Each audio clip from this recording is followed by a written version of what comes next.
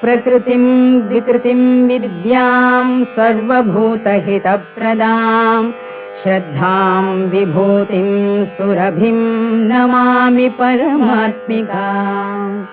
वाचं पद्मालयां पद्मां शुचिं स्वाहां सुधां सुधां धन्यां हिरण्मयीं लक्ष्मीं नित्यपुष्टां विभावरीम् अदितिं च दितिं दीप्तां वसुधां वसुधारिणीं नमामि कमलां कान्तां कामाक्षी क्रोधसम्भवाम्।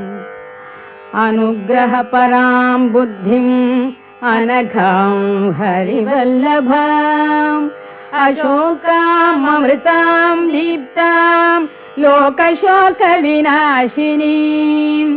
नमामि धर्मनिलयां करुणां लोकमातरं पद्मप्रियां पद्महस्तां पद्माक्षीं पद्मसुन्दरीं पद्मोद्भवां पद्ममुखीं